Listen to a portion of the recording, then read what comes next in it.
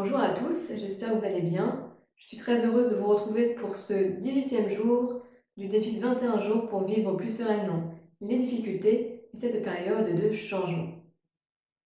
Alors voilà, on arrive bientôt à la fin du défi. Je voulais vraiment vous féliciter du temps que vous avez pris pour vous, pour votre engagement envers vous-même, de vous être choisi pour réaliser ce défi, pour prendre le temps de visionner les vidéos et pour mettre en place les exercices. Vraiment, vous pouvez être fiers de vous.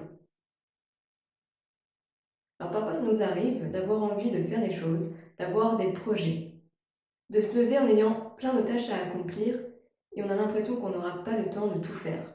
On se sent un peu dépassé. Et la question à laquelle je voulais répondre aujourd'hui, c'est comment mieux gérer son temps pour pouvoir réussir à faire ce qui est important pour nous. Et d'ailleurs, ce qu'on a vu hier, les valeurs de vie, ce qui est réellement important pour nous, va nous aider à prioriser, à faire des choix et à savoir ce qui est vraiment important pour nous et ce qui l'est moins et ce qu'on peut reporter.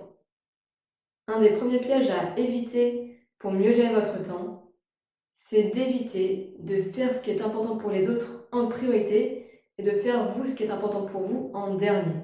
Parce que souvent, en fait, on va remplir notre journée de ce qui est important pour les autres et on n'aura plus le temps de faire ce qui est important pour soi. Et donc, vous allez finir votre journée en étant vide, en étant insatisfait parce que vous n'aurez pas fait ce qui était vraiment important pour vous.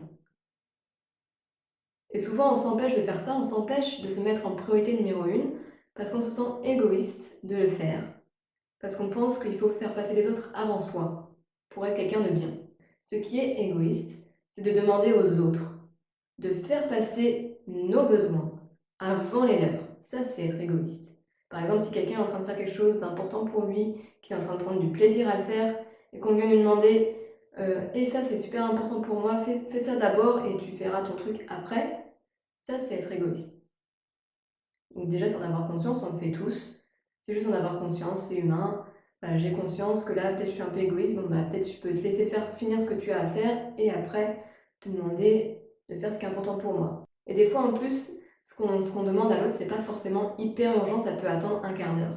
Mais c'est déjà moi m'autoriser à dire non quand je suis en train de faire quelque chose qui est important pour moi, qui me fait plaisir, et qu'il y a quelqu'un qui va me demander quelque chose d'important pour lui alors que moi j'ai pas envie de le faire tout de suite. C'est important de savoir dire non pour vraiment pouvoir diriger votre temps comme vous le souhaitez et faire ce qui est vraiment important pour vous en priorité. Donc vraiment, c'est la première des choses, vous mettre en priorité numéro 1 dans votre vie, la personne qui le fera à votre place. Et commencer votre journée en faisant ce qui est vraiment important pour vous va vous donner de l'énergie. Un diagramme que j'aime énormément pour pouvoir mieux gérer son temps, c'est la matrice d'Eisenhower. En fait, c'est une matrice où donc on a en bas, on a tout ce qui est urgent et en haut, on a tout ce qui est important. Et en fait, c'est d'apprendre à voir, ok, est-ce que ça c'est important, est-ce que c'est urgent? Et en fait, quand c'est pas important ni urgent, ça c'est clairement le type de choses qu'on peut mettre de côté et qu'on ne fera pas. Parce que voilà, il n'y a aucun intérêt pour nous de le faire. Après, il y a ce qui est urgent mais pas important. En général, c'est ce qui est urgent et important pour les autres mais qui ne l'est pas vraiment pour nous. Donc ça, où il y a plusieurs choix. Soit vous dites non, soit vous le faites tout de suite, ou soit vous déléguez aux autres personnes. Pour pouvoir, vous, avoir du temps et faire ce qui est vraiment important et urgent. Ça, c'est vraiment ce que vous devez faire en priorité. Et puis après, il y a ce qui est important pour vous, mais pas urgent. Donc ça peut attendre. C'est à planifier, en fait, dans votre quotidien. Ah tiens, bah, je vais prendre du temps pour ça dans la semaine, mais c'est pas à faire en priorité. Et ça aide vraiment très bien à gérer son temps. Et ensuite, autre chose qui aide bien à gérer son temps, c'est de se programmer des plages horaires. Par exemple, vous dire, bon là, pendant 1 heure, je vais faire mes comptes. Pendant 1 heure, je vais faire tel dossier. Et donc, ça permet en fait de se focaliser et d'être vraiment concentré pendant 1 heure sur le projet. Et du coup, vous allez être vachement plus efficace.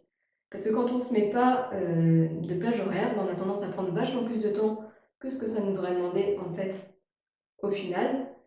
Et, et puis, ce qui peut être, auquel il faut faire attention, c'est aussi de ne pas avoir de source de distraction autour.